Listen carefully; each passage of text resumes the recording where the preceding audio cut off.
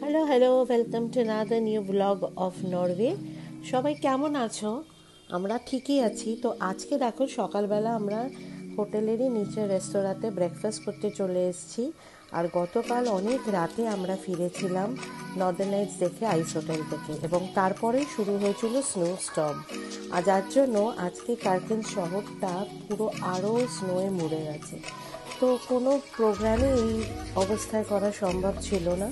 তো আমরা ডিসিশন নিলাম যে একদম চুপচাপ হোটেলে বসে না থেকে চলো let's go for a walk around the city. তো আমরা ঘুরতে ঘুরতে দুজনে মিলে পায়ে হেঁটে এই বরফের মধ্যে দিয়ে হেঁটে হেঁটে হেঁটে একটা দারুণ অভিজ্ঞতা, জানো তো। বাইরে টেম্পারেচার তখন -7, আর হোটেলটা তো কম কমফর্টেবল কোজি। তো যাই হোক, এই হোটেলের ভেতরে কিছু ফিক্স, এই দেখো জানলা দিয়ে আমরা দেখছি যে বাইরে কতটা বরফ পড়েছে, বোঝার চেষ্টা করছি। তো যাই হোক, তো আমরা বাইরে বেরিয়ে এবার আমরা হাঁটতে গেছি। এইটা একদম আমাদের হোটেলের বাইরে। তো হেঁটে হেঁটে যে কটা জায়গা দেখা সম্ভব আমরা সেগুলো দেখেছি।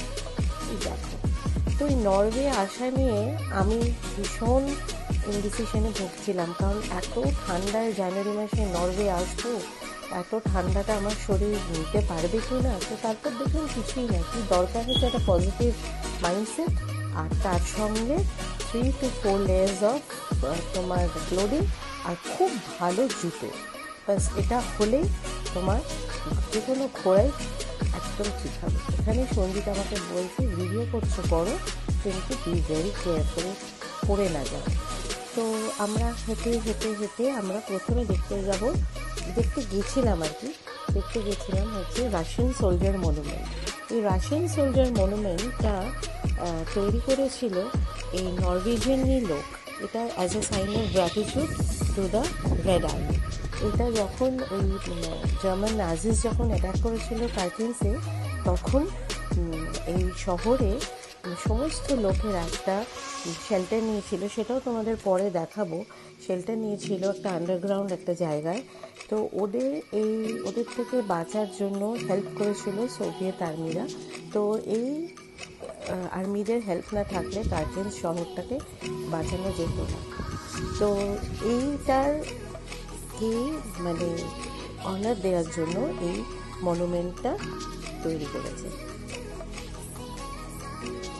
এখন আমরা এই মনুমেন্টটা অবধি উঠতেও পারিনি, এত স্লিপ খাচ্ছিল। যদিও স্নোটা অত স্লিপ খায় না, আইস হয়ে গেলে, সলিড হয়ে গেলে বেশি স্লিপ খায়, বাট স্টিল এই স্লিপ খাচ্ছিল। তো এখানে দেখো, এখানে ব্যারেন সিয়ের একটা পোর্শন কিছুটা ইনলেট এখানটায় কার্কেন শহরে। কেমন লাগছে একটু বলো তো। ভীষণ ঠান্ডা ছিল, কিন্তু আমরা ঠান্ডাকে উপেক্ষা করেই we went for a walk. আর গেছিলাম বলেই দেখো আজকে বেশ ভালো লাগছে। সেদিনকে যদি না যেতাম, এই রেস্টুরেন্ট বলছি, হোটেলে বসে থাকতাম, তাহলে কিন্তু আজকে এইটা ভালো লাগতো না দেখতে। এই যে আমরা এখানে দাঁড়িয়ে ছবি তুলছি। যাই হোক, এবার আমরা হেঁটে হেঁটে যাবো।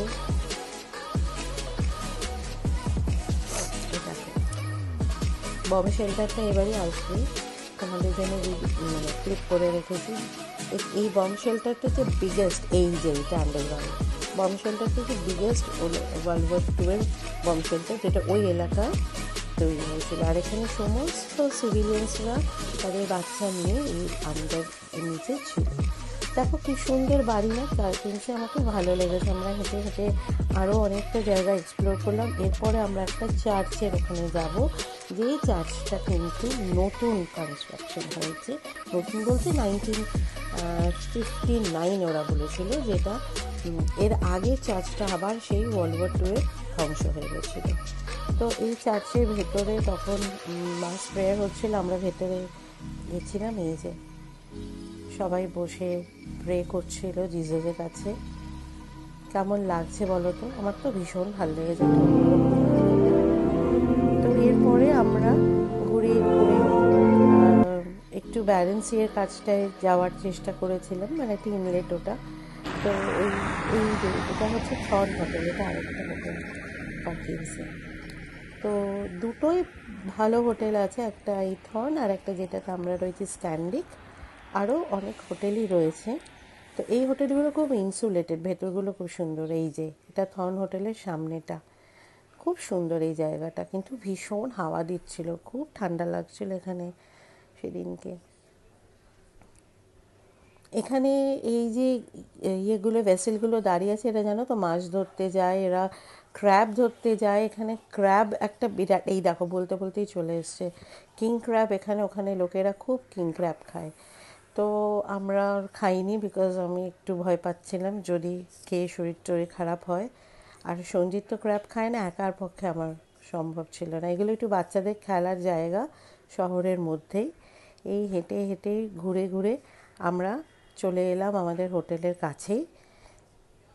এই যে হোটেলের কাছেই চলে এলাম, নিয়ে এইভাবেই এই দিনটা আমাদের কাটলো। কিন্তু সন্ধেবেলায় দেখো স্ক্যান্ডিক হোটেল, আর সন্ধেবেলা আমরা বসে যখন জানলার ধারে বসে কফি খাচ্ছি, তখনই ঘটে গেল একটা অদ্ভুত ঘটনা। হঠাৎ দেখছি নর্দার্ন লাইটস, এবং আমরা নিজে গিয়ে ওই দিনে নর্দার্ন লাইটসের যে ভিডিওগ্রাফি নিয়েছি, সারা ট্যুরে নিতে পারিনি। ভীষণ ভালো ভিডিওগ্রাফি আসতে চলেছে পরের ব্লগটা মিস করো না।